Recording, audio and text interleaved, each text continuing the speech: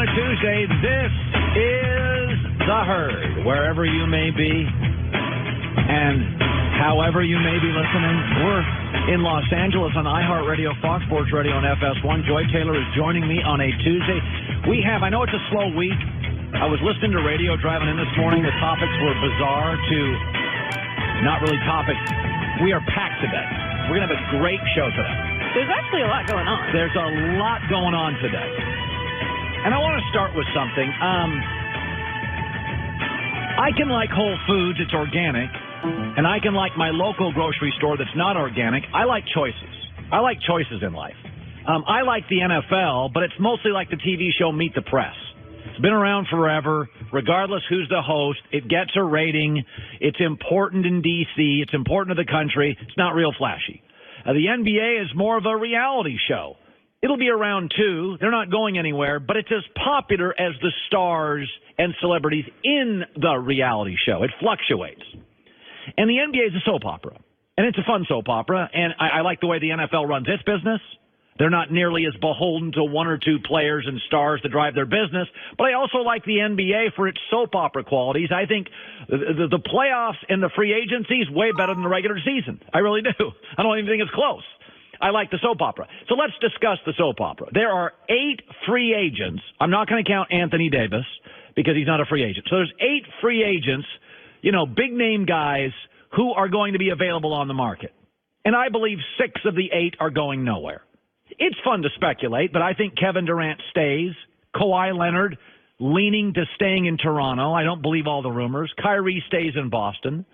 I think Klay Thompson stays. Jimmy Butler stays in Philadelphia. Chris Middleton stays in Milwaukee. I do think Boogie Cousins, sort of a consolation prize, ended up somewhere for about $10 million. And I think Kemba Walker ends up with the Knicks. He's from New York. He played at UConn. That's who I think the Knicks get. And he'll be fun, not transformative, but a good player. So I think 6 of the 8 aren't going anywhere.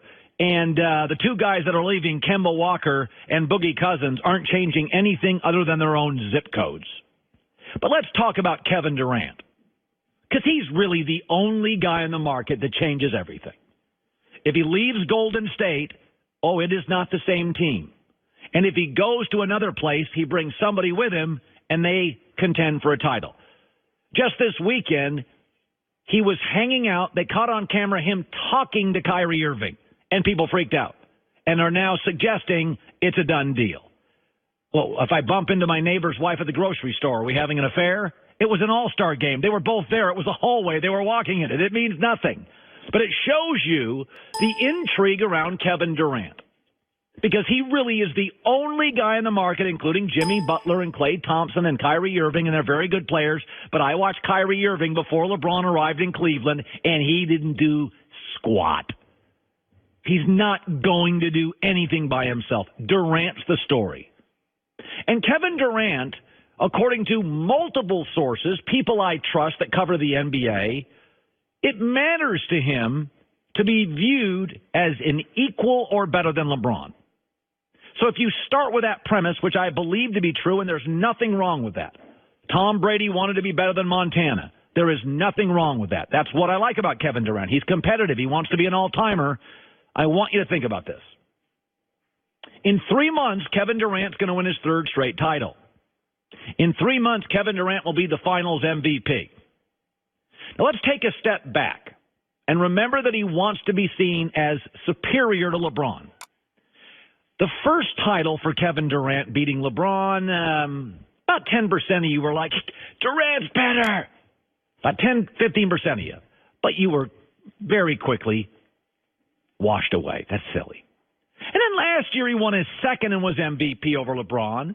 About 25% of you, maybe 30, were like, Durant's better than LeBron. And that had a little more staying power, but a couple weeks later it washed away.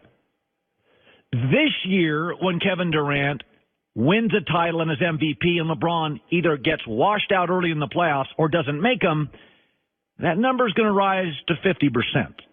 Half the people are going to say, come on, LeBron can't make the playoffs. And this guy just won his 3rd straight championship, Finals MVP, and he will be 3rd straight time. The number will rise to about half of you. And you will not go away But that's not where the story ends. If Kevin Durant stays and wins a fourth straight title, and I believe the Warriors would, then the number is no longer 10% or 25 or 50. The number leans toward Durant. And we have ourselves a second conversation beyond MJ and LeBron. And it becomes LeBron and Durant. And that argument will last forever. Because as Chris Broussard said on our show recently, that would be territory not even MJ got to. Assuming they win the championship this year, I think he should stay for the fourth year and see if they can win 4 straight. Because Magic, Michael, Bird, Kareem, Duncan, Kobe, Shaq, nobody other than Bill Russell has won 4 straight championships. Why in the world would Kevin Durant, when he wins this year, when he's got the golden egg of affirmation within his sights, Steph, Clay, Kerr, Draymond, probably don't have Boogie, probably won't need it.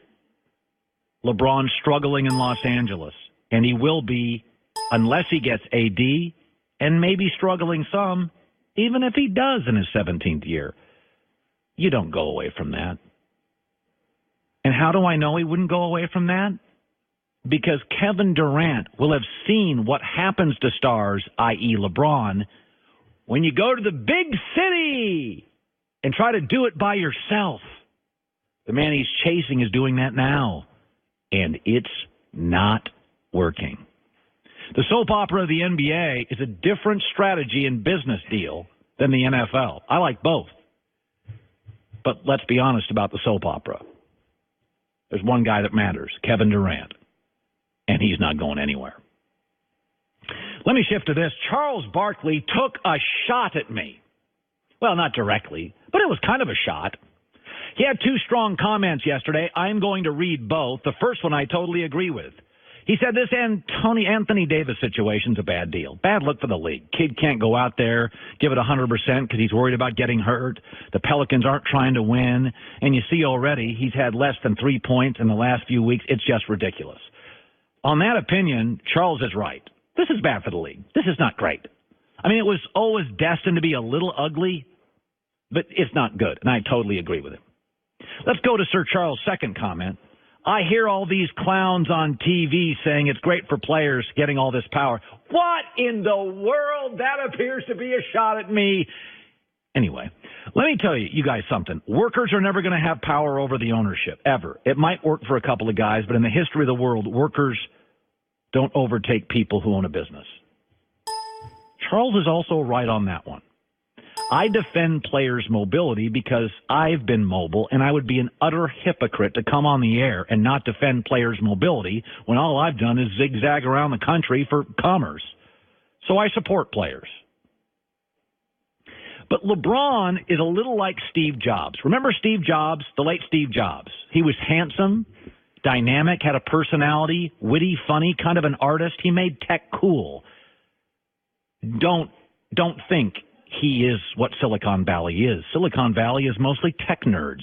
Kids who grow up face buried in a screen, don't ask the pretty girl out, not cool or remotely hip. That's what Silicon Valley is. And now they're very rich. Steve Jobs was cool. Steve Jobs was good looking.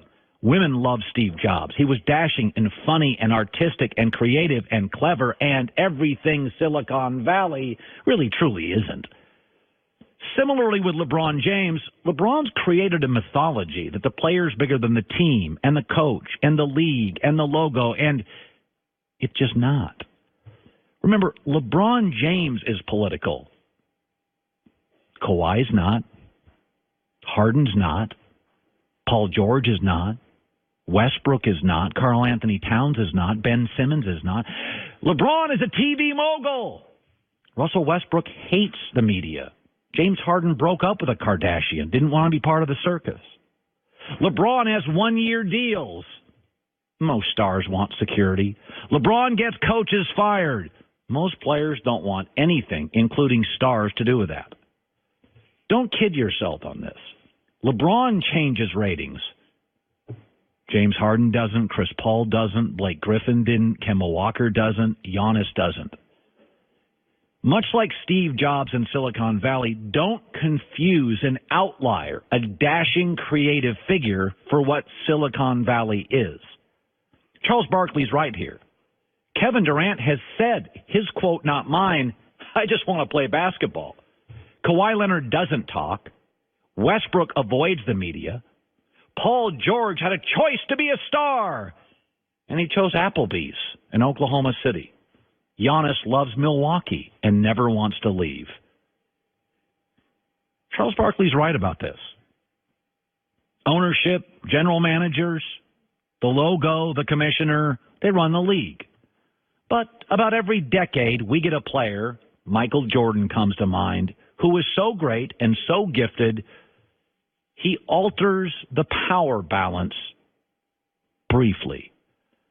But if LeBron retired tomorrow, who would be the next LeBron? Not just physically, emotionally, politically, there is none. Most NBA stars are much closer to Kawhi Leonard and Kevin Durant.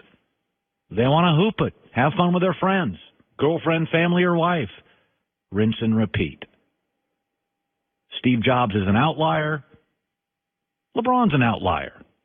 And Charles Barkley, even though he blasted me, is right. Good stuff today. Joy will have, after the break, the latest on Antonio Brown, which, if nothing else, is a fun story for us to cover, and why Odell Beckham Jr. to the New England Patriots should be taken seriously. That's coming up. But I tell you, about a month ago, remember I started talking about Butcher Box? I still have one piece of salmon left. A Butcher Box, clean eating, means food from the earth, organic and delicious. That's Butcher Box. Delivered right to your door. Their meat's guaranteed to be humanely raised. No